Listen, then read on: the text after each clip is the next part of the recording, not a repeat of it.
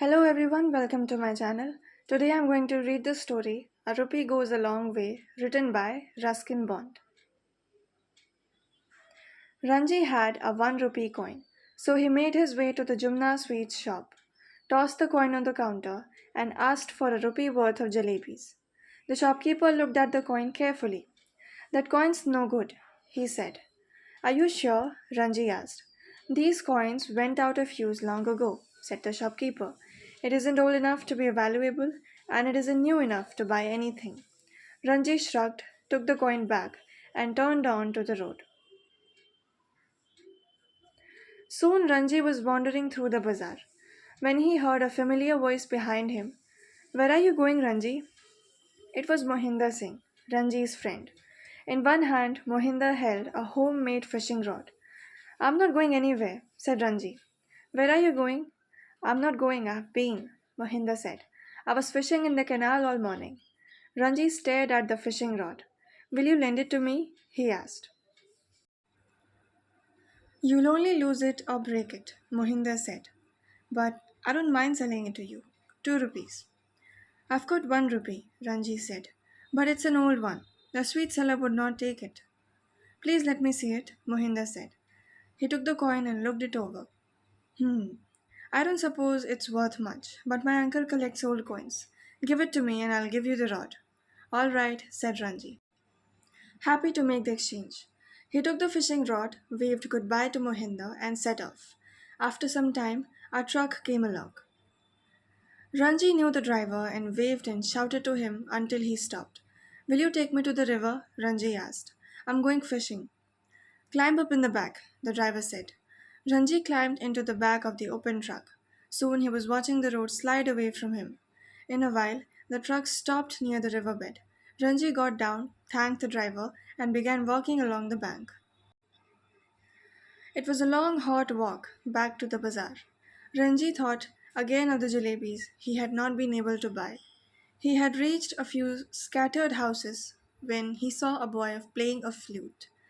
In the stillness of the hot afternoon, the flute made a cheerful sound. Ranji stopped walking. The boy stopped playing. The boy had his eyes on Ranji's fishing rod. Ranji had his eyes on his flute. Been fishing? Asked the flute player. Yes, said Ranji. Did you catch anything? No, said Ranji. I didn't stay very long. There was a long silence. Then Ranji said, It's a good flute.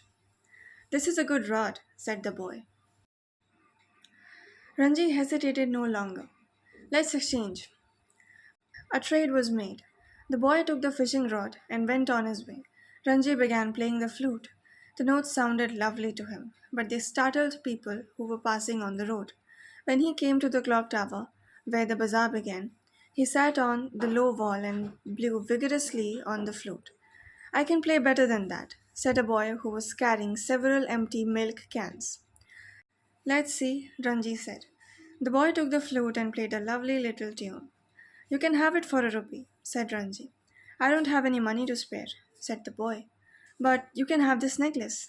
He showed Ranji a pretty necklace of brightly colored stones.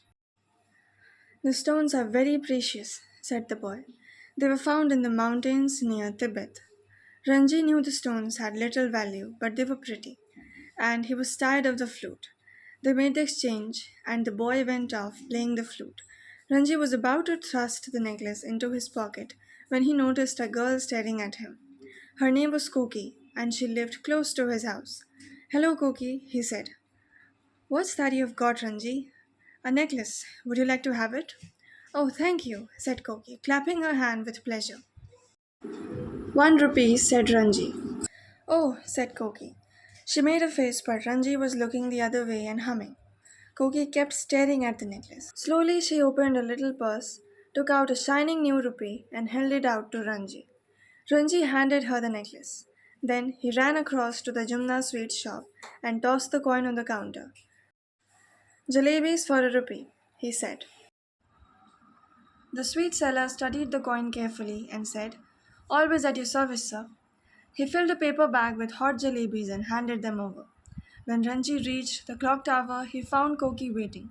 Oh, I'm so hungry, she said, giving him a shy smile. So they sat side by side on the low wall and Koki helped Ranji finish the jalebis. Adapted from A Rupee Goes a Long Way. Thank you for watching.